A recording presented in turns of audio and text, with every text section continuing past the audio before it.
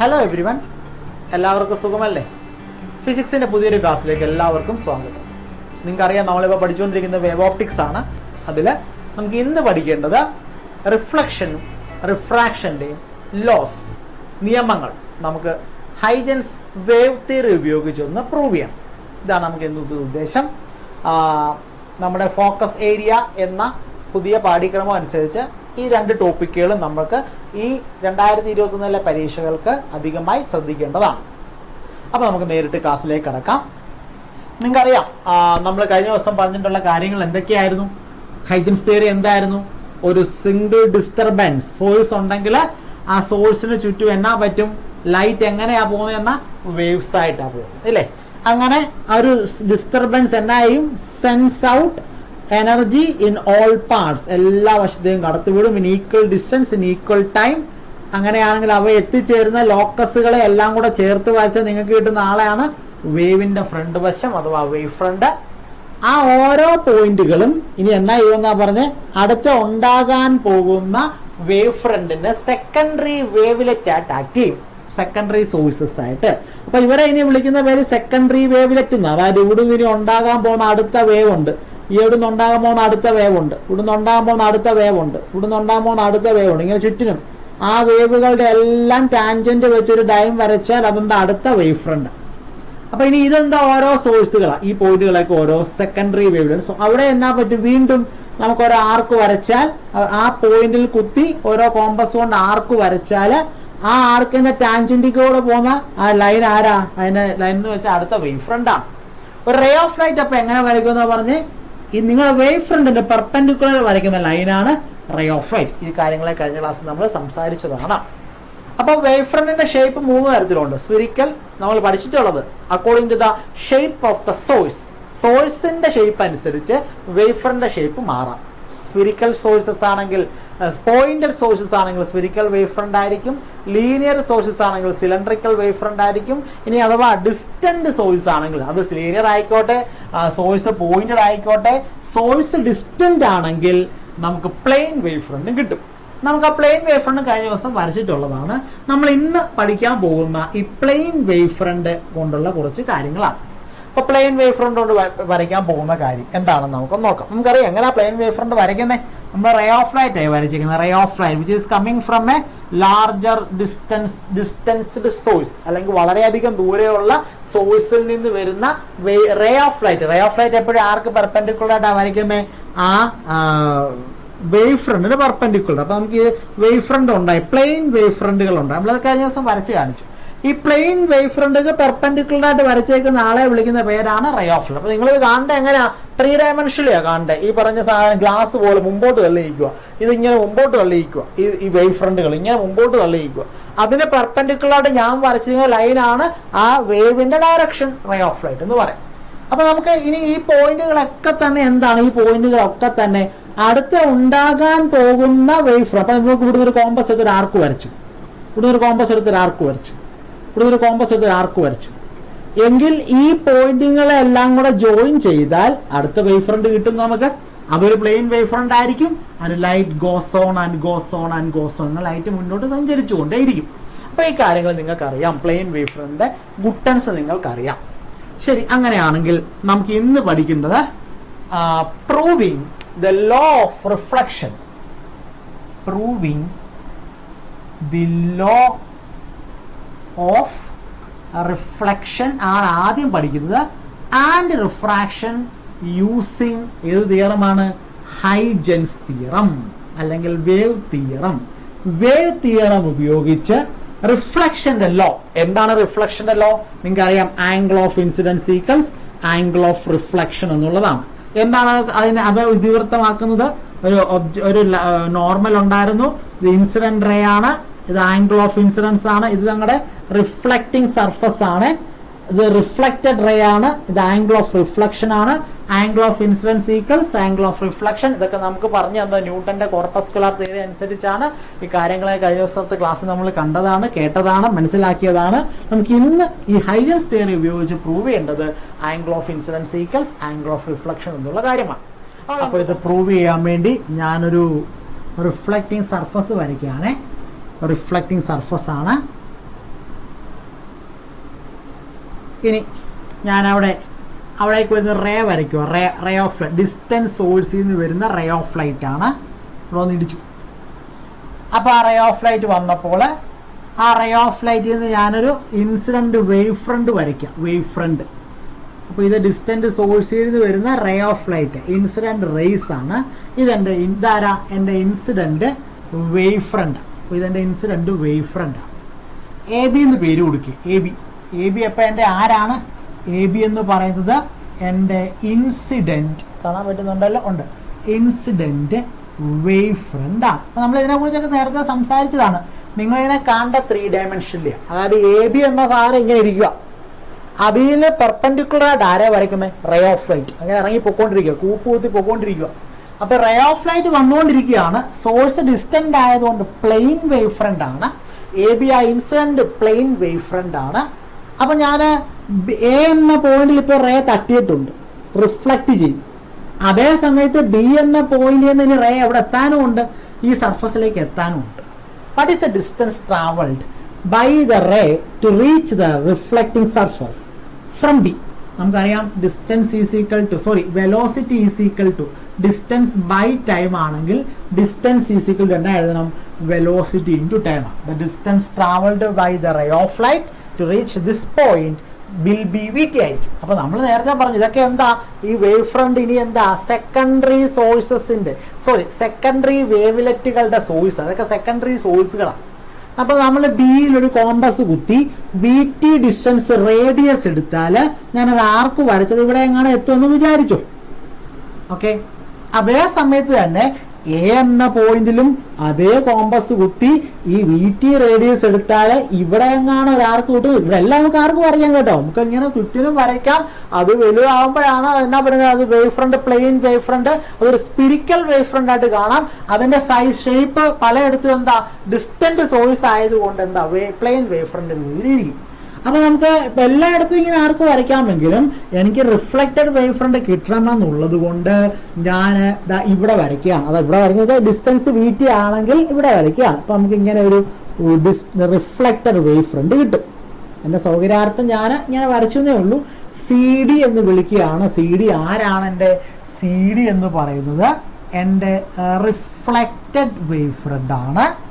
അപ്പോൾ എയിൽ നിന്നുള്ള റേ ഓഫ് ലൈറ്റ് ഇവിടെ നമ്മൾ ആർക്ക് ഡി വരച്ചിട്ടല്ലേ, അപ്പോൾ റേ ഓഫ് ലൈറ്റ് എവിടെ എത്തിക്കാണും? ഡിയിൽ എത്തിയപ്പോഴാണ് എൻ്റെ ആരെ വരച്ചത്? റിഫ്ലക്റ്റഡ് വേവ് ഫ്രണ്ട് വരച്ചത്. അപ്പോൾ എയിൽ നിന്നുള്ള ആള് ഡിയിൽ എത്തിയപ്പോഴും. ഓക്കെ, ശരി. അപ്പോൾ എനിക്ക് എ ബി എന്ന ഇൻസിഡന്റ് വേവ് ഫ്രണ്ടും ഉണ്ട്, സി ഡി എന്ന റിഫ്ലക്റ്റഡ് വേവ് ഫ്രണ്ടും ഉണ്ട്. ബി എന്നപ്പോഴെ നമ്മുടെ റേ ഓഫ് ലൈറ്റ് എവിടെ എത്തിയെന്ന? സിയിൽ എത്തിയിട്ടുണ്ട് കേട്ടോ, അതും നമ്മൾ അറിയണം.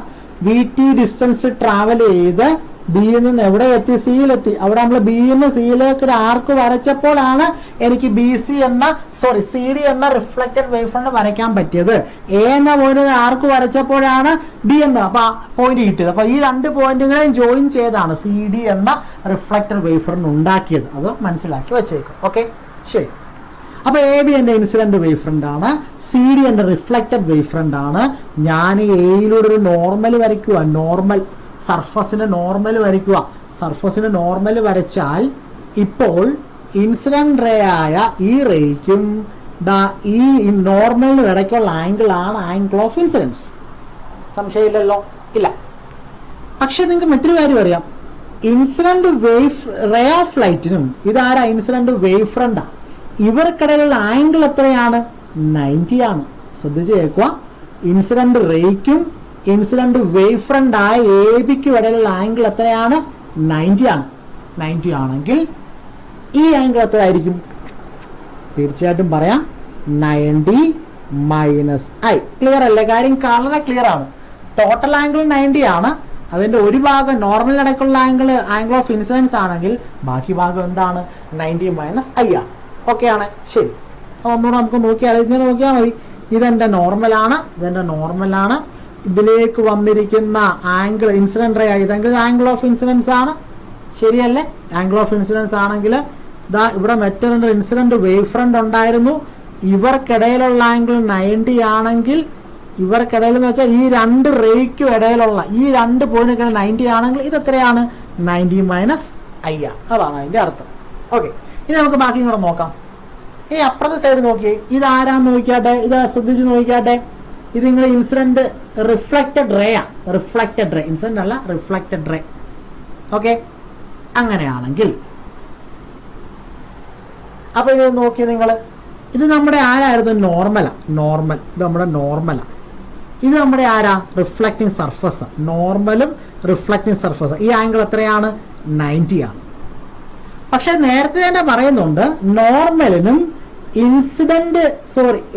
ഇൻസിഡന്റ് വേവ് ഫ്രണ്ടിനും ഇടയ്ക്കുള്ള ആംഗിൾ എത്രയാ? 90 - I. അപ്പൊ ഇവിടെ ഒരു സംഭവം ഉണ്ട്. ഇതിന്റെ ഇടയ്ക്കുള്ള ആംഗിൾ നേരത്തെ പറഞ്ഞു 90 - I ആണ്. ഈ ആംഗിൾ 90 ആണ്, ഇത് 90 - I ആണ്. അപ്പൊ 90 ആണ് ടോട്ടൽ ആംഗിൾ, ഇടയ്ക്കത്തെ ആംഗിൾ 90 - I ആണ്. ബാക്കിയുള്ള എത്രയാണ്? അപ്പോൾ I ആയിരിക്കും. ടോട്ടൽ ആംഗിൾ 90 ആയിരുന്നു, 90 -I പോയപ്പോൾ ഈ ഉള്ള ആംഗിൾ നമുക്ക് എഴുതി വെച്ചിട്ടുണ്ട്, നമ്മൾ തിരിച്ചറിഞ്ഞിട്ടുണ്ട്. അപ്പോൾ ബാക്കി ആംഗിൾ എത്ര ആയിരിക്കും? I ആയിരിക്കും. അപ്പോൾ ഇതിലൂടെ എഴുതാം. ഇവിടെ നമുക്ക് ഈ ആംഗിൾ എത്രയായിരിക്കും? I ആയിരിക്കും. മനസ്സിലായെന്ന് വിശ്വസിക്കുന്നു. കാണാൻ പറ്റുന്നുണ്ടല്ലോ? ഉണ്ട്. അപ്പോൾ ആംഗിൾ എ അല്ല B A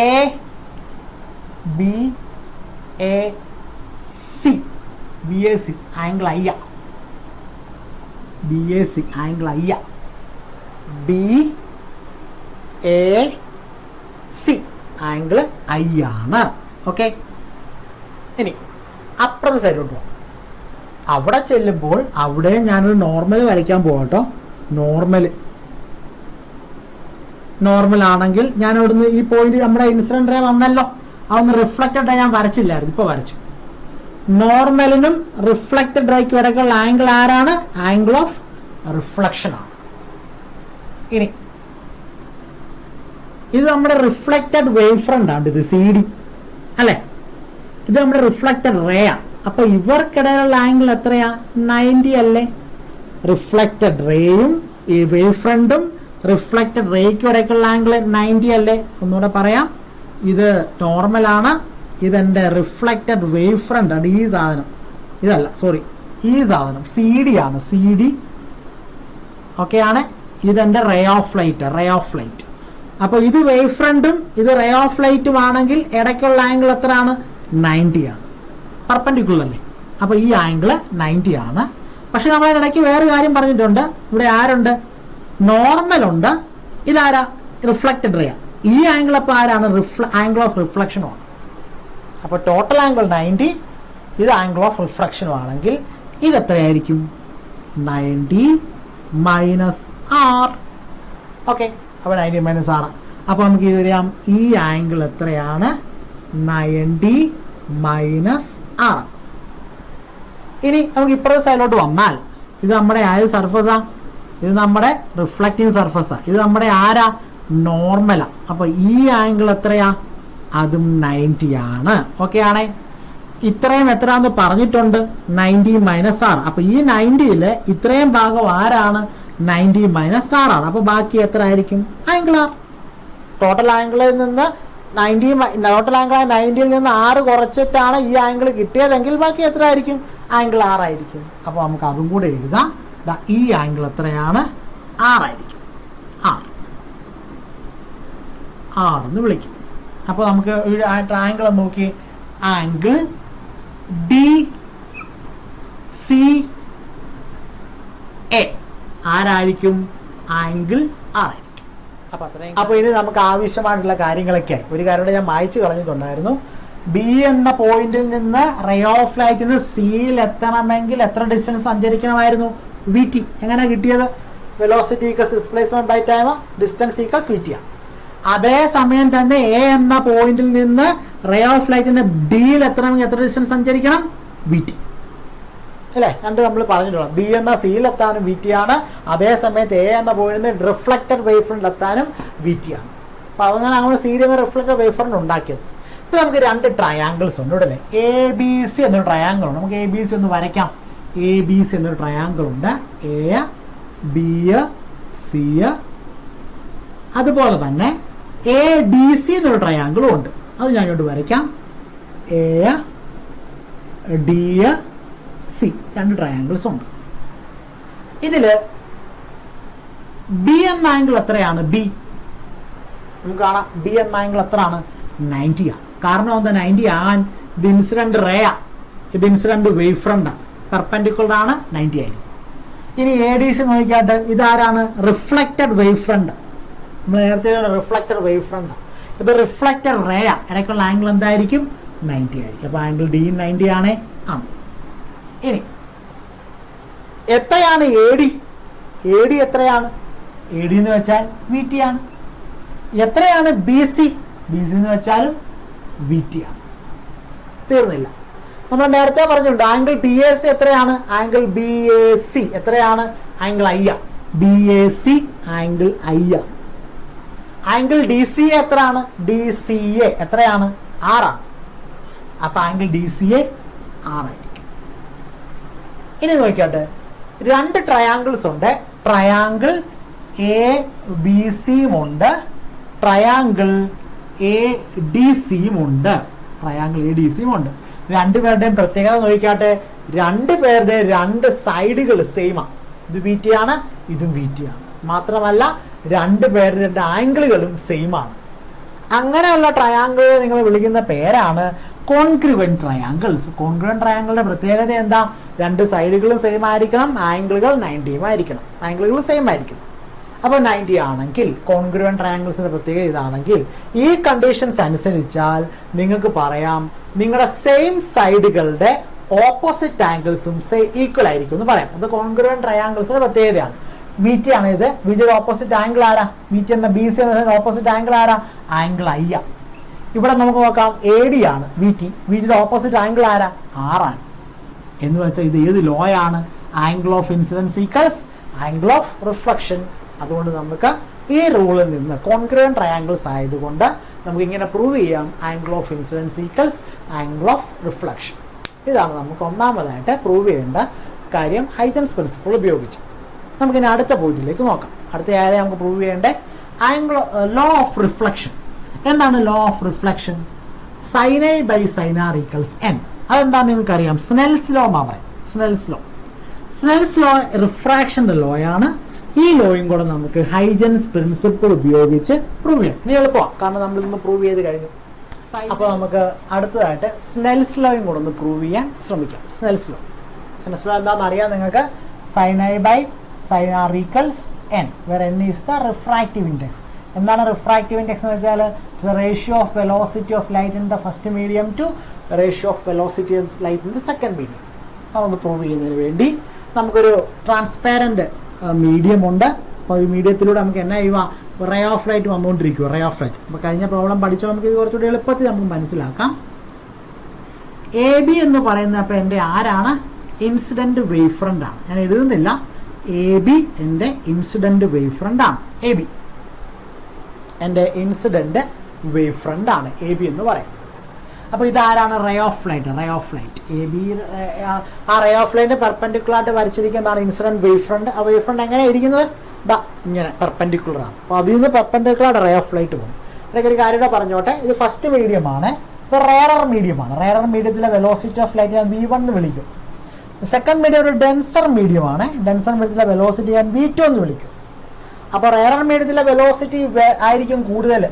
V1 is greater than V2 ആണ്. ഇതും കൂടെ ഓർത്തിരിക്കുക. മീഡിയം 1 ആണ്, മീഡിയം 2 ആണ്. അപ്പോൾ നമുക്ക് ബി എന്നും എ എന്നും രണ്ട് പോയിന്റുകൾ ഒരു വേവ് ഫ്രണ്ട് ആണ്. ഇൻസിഡന്റ് വേവ് ഫ്രണ്ട് ആണ്. ഈ വേവ് ഫ്രണ്ടിൽ നിന്ന് നമുക്ക് ഇനി എന്നാ ചെയ്യണം? ബിയിൽ നിന്ന് റേ ഓഫ് ലൈറ്റ് എവിടെ എത്തും? ഈ പോയിന്റിലെത്തും. എവിടെ? നമ്മുടെ മീഡിയത്തിന്റെ സെപ്പറേഷനിലെത്തും. അങ്ങനെ എത്താനുള്ള ഡിസ്റ്റൻസ് ട്രാവൽഡ് എത്രയാണ്? നമുക്കറിയാം, വെലോസിറ്റി ഡിസ്പ്ലേസ്മെന്റ് ബൈ ടൈം ആണെങ്കിൽ displacement equals velocity to time ആണ്. ദ ഡിസ്റ്റൻസ് ട്രാവൽഡ്, അതായത് ഇവിടെ ഒരു കോമ്പസ് കുത്തിയിട്ട് ഒരാർക്ക് വലിയൊരു സെക്കൻഡറി സോഴ്സ് ആയി നമ്മൾ പറഞ്ഞതൊക്കെ പറഞ്ഞ വേവ് ഫ്രണ്ടുകൾ വന്നുകൊണ്ടിരിക്കുകയാണ്. ഓരോ വേവ് ഫ്രണ്ട്, ഓരോ പോയിന്റും അടുത്ത വേവ് ഫ്രണ്ടിന്റെ സോഴ്സ് ആണ്.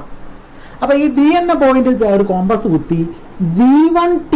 അപ്പൊ V1t എന്ന് പറയാൻ കാര്യം എന്താ? വെലോസിറ്റി ഫസ്റ്റ് മീഡിയം എത്രയാ? V1 ആ. V1t റേഡിയസ് എടുത്ത് വരച്ചാൽ ആ കിട്ടുന്ന ആർക്ക് ഇവിടെയാണെങ്കിൽ, ആ കിട്ടുന്ന ആർക്ക് ഇതാണെങ്കിൽ, ദിസ് ഈസ് ദ എന്താണ്? ഡിസ്റ്റൻസ് ട്രാവൽഡ് ബൈ ആരാണ്? Incident ray of light reach ഇത് എവിടെയാ? The medium of separation. ഇവിടെ നമുക്ക് ആർക്ക് കിട്ടുന്നത്? ഇവിടെ കോമ്പസ് കുത്തി V1T ഡിസ്റ്റൻസിൽ ഇത് നമ്മുടെ അടുത്ത വേവ് ഫ്രണ്ട് ആണ്. അതുപോലെ തന്നെ എ എന്ന പോയിന്റിൽ നിന്ന് അതേ സമയത്ത് ആര് ട്രാവൽ ചെയ്യും? റേ ഓഫ് ലൈറ്റ് ട്രാവൽ ചെയ്യും. പക്ഷെ എങ്ങോട്ടാ? അടുത്ത മീഡിയത്തിലോട്ടാ. അടുത്ത മീഡിയത്തിലെ പ്രത്യേകത എന്താ? വെലോസിറ്റി V2 ഡെൻസർ മീഡിയം ആയതുകൊണ്ട് വെലോസിറ്റി അല്പം എന്തായിരിക്കും? കുറവായിരിക്കും. അപ്പോൾ വെലോസിറ്റി ഇവിടുന്ന് കുറവായതിനാൽ V2 ഡിസ്റ്റൻസ് ട്രാവൽ ചെയ്ത് നമുക്കൊരു V2 ഡിസ്റ്റൻസിനെ റേഡിയസ് ആയിട്ട് വെച്ച് ആർക്ക് വരച്ചാൽ ഇവിടെ എങ്ങാണമായിരിക്കും കിട്ടുന്നത്. ഇത് എത്രയാണ്? V2T ആണ് ഡിസ്റ്റൻസ് ട്രാവൽഡ്. അപ്പോൾ ഈ വരയ്ക്കുന്ന എൻ്റെ ആരാണെന്ന് അറിയാമോ? റിഫ്ലക്റ്റഡ് വേവ് ഫ്രണ്ട് അല്ല, റിഫ്രാക്റ്റഡ് വേവ് ഫ്രണ്ട് ആണ്. റിഫ്ലക്റ്റഡ് അല്ല, റിഫ്രാക്റ്റഡ് വേവ് ഫ്രണ്ട് ആണ് CD. ഇത് നമ്മൾ ആർക്കുകൾ അങ്ങ് മായ്ച്ചു കളഞ്ഞതേ ഉള്ളൂ. റിഫ്രാക്റ്റഡ് വേവ് ഫ്രണ്ട് ആണ് CD. BD V1T ഡിസ്റ്റൻസ് ആണ്. AC V2T ഡിസ്റ്റൻസ് ആണ്. വെലോസിറ്റി സെക്കൻഡ് മീഡിയത്തിൽ കുറവായതിനാൽ ഡിസ്റ്റൻസ് ട്രാവൽഡ് കുറവാണ്. ഇവിടെ വെലോസിറ്റി ഫസ്റ്റ് മീഡിയത്തിൽ കൂടുതലായതിനാൽ V1T കൂടുതലാണ്. നമുക്കിനി അടുത്ത കാര്യങ്ങളിലേക്ക് നോക്കാം. ഈ ആംഗിൾ എത്ര ആയിരിക്കും നിങ്ങൾക്ക് അറിയാം? 90 ഡിഗ്രി ആണ്. കാര്യം അറിയാം. റേ ഓഫ് ലൈറ്റിനും ഇൻസിഡന്റ് വേവ് ഫ്രണ്ടും പെർപെൻഡിക്കുലർ ആണ്. ഇത് നിങ്ങളുടെ ആരാണ്? നോർമൽ ആണ്. നോർമൽ V2T ഉണ്ട്, ഇവിടെ V2T ഉണ്ട്. നോർമൽ ആണ്. ഈ ആംഗിൾ എത്താണ്? ആംഗിൾ ഓഫ് ഇൻസിഡൻസ് ആണ്. ഈ ആംഗിൾ ആരാണ്? Angle of reflection. ബിക്കോസ് ഇത് റിഫ്ലക്റ്റഡ് റേയും ഇത് നോർമലും ആയതിനാലാണ്. ഇനി അങ്ങനെയാണെങ്കിൽ നമുക്ക് നോക്കാം. ഇത് ഇൻസിഡന്റ് റേ ആണ്, ഇത് ഇൻസിഡന്റ് വേവ് ഫ്രണ്ട് ആണ്. ഇടയ്ക്കുള്ള ആംഗിൾ 90 ആയിരിക്കും. അപ്പോൾ ഇത് എത്രയാണ്? 90 മൈനസ് I ആണ്. നമുക്കറിയാം ടോട്ടൽ ആംഗിൾ 90. ഇത് I ആണെങ്കിൽ ബാക്കി എത്ര? 90 മൈനസ്. അടുത്ത കോൺസെപ്റ്റ്, ഇത് നോർമലാണ്, ഇത് സെപ്പറേഷൻ ഓഫ് മീഡിയം ആണ്. നോർമലും സെപ്പറേഷനും എത്രയാണ്? 90 ആണ്. ഇവിടെ പറഞ്ഞിട്ടുണ്ട് 90 മൈനസ് I ആണെന്ന്. ടോട്ടൽ ആംഗിൾ ഇവിടെ 90 ആണ്. ഇതെത്രയാണ് കണ്ടുപിടിച്ച് വെച്ചിട്ടുണ്ട്? 90 മൈനസ് I ആ. അപ്പോൾ ബാക്കി എത്ര ആയിരിക്കും? I ആയിരിക്കും അല്ലേ? ടോട്ടൽ ആംഗിൾ 90 ആണ്, 90 മൈനസ് I ആണ്. അപ്പോൾ ബാക്കി എത്ര ആയിരിക്കും? I ആയതുകൊണ്ടാണല്ലോ ഈ ആംഗിൾ എന്തായിട്ട് പറയേണ്ടി വന്നത്? 90 മൈനസ് I എന്ന് പറയേണ്ടി വന്നു. അപ്പോൾ നമുക്ക് ഒരു ആംഗിൾ കിട്ടി. ആംഗിൾ BAD ഈക്വൽസ് എത്രയാണ്? ആംഗിൾ ഓഫ് ഇൻസിഡൻസ് ആണ്, BAD എന്ന് പറയുന്നത്. ഇനി ഇപ്പുറത്തെ സൈഡിലോട്ട് നോക്കിക്കാട്ടെ, എന്താ കിട്ടും നമുക്ക്? ആംഗിൾ R ആണ് ഇത്. ഇത് നമ്മുടെ റിഫ്രാക്റ്റഡ് വേവ് ഫ്രണ്ട് ആണ്. ഇതപ്പോൾ എത്രയാണ്? 90 ആണ്. ഇത് നമ്മുടെ V2T ആണ്, ഇത് 90 ആണ്. ശരി, അപ്പോൾ ഇനി നോക്കിയാട്ടെ നമുക്ക്. അപ്പോൾ ഈ ആംഗിൾ 90 ആണെങ്കിൽ ഈ ടോട്ടൽ ആംഗിൾ നോക്കിയാട്ടെ, ഇത് എത്ര ആയിരിക്കും? നമുക്കറിയാവുന്ന കാര്യമാണ്. ഇത് നോർമലാണ്, ഇത് നമ്മുടെ റിഫ്രാക്റ്റഡ് റേ ഓഫ് ലൈറ്റ് ആണ്. ഇത് R ആണ്. ഇത് നമ്മുടെ നോർമൽ റിഫ്രാക്റ്റഡ് റേ R ആണ്. ടോട്ടൽ ആംഗിൾ 90 ആണ്. അങ്ങനെയാണെങ്കിൽ ബാക്കി എത്ര ആയിരിക്കും? 90 മൈനസ് R. അപ്പോൾ ഈ ആംഗിൾ എത്ര ആയിരിക്കും? 90 മൈനസ് R. അപ്പോൾ നമുക്ക് എന്നാ എഴുതാം? ഈ ആംഗിൾ 90 മൈനസ് R. അപ്പോൾ ഈ ട്രയാങ്കിൾ ഞാനൊന്ന് മാറ്റി വരച്ചാൽ ഒന്ന് കാണുന്നതിന് വേണ്ടിയാണ്. ഏത് ട്രയാങ്കിളാ? ACD ട്രയാങ്കിൾ മാറ്റി വരച്ചാൽ ഇതെത്രയാണ്? 90 മൈനസ് R ആണ്. ഇതെത്രയാണ്? 90 ആണ്. ഓക്കെ, അപ്പോൾ ഇത് എത്രയായിരിക്കും? ഇത് X ആണെന്ന് വിചാരിച്ചു. അപ്പോൾ അങ്ങനെയാണെങ്കിൽ ഒരു ട്രയാങ്കിളിന് രണ്ട് ആംഗിളുകൾ അറിയാം. 90 മൈനസ് R പ്ലസ് ബാക്കി എത്ര ഉണ്ട്? ഇത് എത്രയാണ്? 90 പ്ലസ് അറിയാൻ വയ്യാത്ത X ഈക്വൽസ് എത്രയാണ്? Total angle of A triangle 180 ആണ്. 180 കിട്ടണം. 90 പ്ലസ് 90 എത്രയാണ്? 180 ആണ്. Minus R plus X equals എന്നാ എഴുതാം? 180 ആണ്. 180 180 ക്യാൻസൽ ആയാൽ minus R plus X equal 0 എന്ന് എഴുതണം. അപ്പോൾ X ഈക്വൽസ് എത്രയാണ്? 6 ആയിരിക്കും. അപ്പോൾ ഇതിനെ X ആയിട്ട് നമ്മൾ സങ്കല്പിച്ചതെങ്കിൽ ഈ ആംഗിൾ എന്തായിരിക്കും? 6 ആയിരിക്കും. ഇത് X അല്ലേ? അപ്പോൾ ഇത് എന്തായിരിക്കണം? 6 ആയിരിക്കും. അപ്പോൾ ആംഗിൾ ഓഫ് റിഫ്ലക്ഷൻ ആയിരിക്കും. അപ്പോൾ നമുക്ക് രണ്ട് ട്രയാങ്കിൾസ് കിട്ടിയിട്ടുണ്ട്. ഒരു ട്രയാങ്കിളിന്റെ പേര് അപ്പോൾ എന്താണ്? ACD എന്നാണ്. മറ്റേ ട്രയാങ്കിളിന്റെ പേര് ഇതാണ്. ഞങ്ങളിത് മാറ്റി വരയ്ക്കുകയാണ്. ഏതാണ് അതിൻ്റെ പേര്? ABC. സോറി, C അല്ല, D. അതിൽ ഈ ആംഗിൾ എത്ര കിട്ടിയിട്ടുണ്ട് നമുക്ക്? ഈ ആംഗിൾ അത് I ആണ് കിട്ടിയിട്ടുമുണ്ട്. I ഇതെത്രയാണ്? 90 ആണ്. ഈ സൈഡ് എത്രയാണ്? V1T ആണ്. ഈ സൈഡ് എത്രയാണ്? V2T ആണ് രണ്ടാമത്തെ ട്രയാങ്കിൾ. അപ്പോൾ നമുക്ക് 2 ട്രയാങ്കിൾസ് കിട്ടി. അങ്ങനെയാണെങ്കിൽ നമുക്കിവിടെ കോൺഗ്രുവന്റ് ട്രയാങ്കിൾസ് ഒന്നും എടുക്കാൻ പറ്റില്ല, കാരണം ഇവിടുത്തെ സൈഡുകൾ സെയിം അല്ല. പിന്നെ നമുക്ക് ചെയ്യാൻ പറ്റുന്നത് ഈ ABD ട്രയാങ്കിളിൽ നിന്ന് സൈൻ ഐ ഒന്ന് കണ്ടുപിടിക്കാൻ പോവാം. സൈൻ ഓഫ് ഐ ഈക്വൽസ് എന്ത് എഴുതണം? ഐയുടെ ഓപ്പോസിറ്റ് സൈഡ് ആരാ? BD. BD ഡിവൈഡഡ് ബൈ എന്നാ ഉണ്ട്? ഹൈപ്പോട്ടന്യൂസ് ആരാ? 90 ഓപ്പോസിറ്റ് ആണ് ഹൈപ്പോട്ടന്യൂസ്, അതാരാണ്? AD ആണ്. രണ്ടാമത്തെ ട്രയാങ്കിളിൽ നിന്ന് സൈൻ ഓഫ് ആർ ഒന്ന് കണ്ടുപിടിക്കുകയാണ്. സൈൻ ഓഫ് ആർ കണ്ടുപിടിക്കണമെങ്കിൽ എന്നാ ചെയ്യണം? ആറിന്റെ ഓപ്പോസിറ്റ് സൈഡ് ആരാണ്? AC ആണ്. ബൈ ഹൈപ്പോട്ടന്യൂസ് ആരാ? 90 ഓപ്പോസിറ്റ് അല്ല ഹൈപ്പോട്ടന്യൂസ്, അതാരാണ്? AD ആണ്. അങ്ങനെയാണെങ്കിൽ സൈൻ ഐ എന്ന് പറയുന്നത് BD ആരാ? BD ബൈ AD അല്ലേ? BD ആരാ? BD എന്ന് പറയുന്നത് V1T ആണ്. അപ്പോൾ V1T ബൈ AD ആണ്. സൈൻ ആർ എന്ന് പറയുന്നത് എന്താണ്? AC. AC എത്രയാണ്? V2T ഡിവൈഡഡ് ബൈ എന്നാ എഴുതണം? AD ആണ്. V2T divided by hypotenuse. Hypotenuse sine ആറിന്റെ 90 ഓപ്പോസിറ്റ് ഹൈപ്പോട്ടന്യൂസ്. അങ്ങനെയാണെങ്കിൽ sine I by sine R എന്ന് പറയുന്നത് എന്നാ എഴുതണം? V1T divided by AD divided by V2T divided by AD. തലവരിച്ച് മൾട്ടിപ്ലൈ ചെയ്യുമ്പോൾ into AD divided by V2T ആയിരിക്കും. ADയും ക്യാൻസൽ, ടിയും ക്യാൻസൽ. അങ്ങനെയാണെങ്കിൽ എന്നാ കിട്ടും? Sine I by sine R equals എന്നാ കിട്ടണം നമുക്ക്? V1 by V2. V1 by V2. That is proved. What is V1 by V2? Ratio of velocity in the first medium to ratio of velocity in the second medium. അതൊരു constant ആണ്. ആ constant ആണ് നിങ്ങളുടെ ആര്? Refractive index എന്ന് പറയുന്നത്. That is Snell's law. Hence proved. തീർന്നില്ല. നമുക്ക് 9ാം ക്ലാസ്സിലും 10ാം ക്ലാസ്സിലും ഒക്കെ പഠിച്ചിട്ടുണ്ട്. Always the ratio of refractive index is inversely proportional to velocity over first medium second medium. അതായത് വെലോസിറ്റി കൂടുന്ന മീഡിയത്തിൽ റിഫ്രാക്റ്റീവ് ഇൻഡെക്സ് കുറവായിരിക്കും. അപ്പൊ അങ്ങനെയാണെങ്കിൽ നമുക്ക് sine I by sine R equals എന്തും കൂടെ എഴുതാം? V1 ബൈ V2 അല്ലേ? തിരിച്ചെഴുതുമ്പോൾ N2 ബൈ N1 എന്ന് എഴുതാം. വിച്ച് ഈസ് ഈക്വൽ എന്നാ എഴുതും? നമ്മൾ N21 എന്ന് എഴുതും. അപ്പോൾ നമുക്ക് ഈ രീതിയിൽ സ്നെൽസ് ലോയും പ്രൂവ് ചെയ്യാം. Hence V proved the Snell's law also. അപ്പോൾ ഹൈജൻസ് പ്രിൻസിപ്പിൾ ഉപയോഗിച്ച് നമുക്ക് സ്നെൽസ് ലോയും പ്രൂവ് ചെയ്യാം. പിന്നെ എന്താണ്? ലോ ഓഫ് റിഫ്ലക്ഷൻ പ്രൂവ് ചെയ്യാം. 2 ദിവസം പ്രൂവ് ചെയ്തിട്ടുണ്ട്. നന്നായിട്ട് മനസ്സിലാക്കുക. ക്ലാസ്സുകൾ മനസ്സിലായാലും വീണ്ടും വീണ്ടും കാണുക. സംശയങ്ങളുണ്ടോ ചോദിക്കുക. അപ്പോൾ നമുക്ക് മറ്റൊരു ക്ലാസ്സുമായി അടുത്ത ദിവസം കാണാം. നന്ദി. Thank you.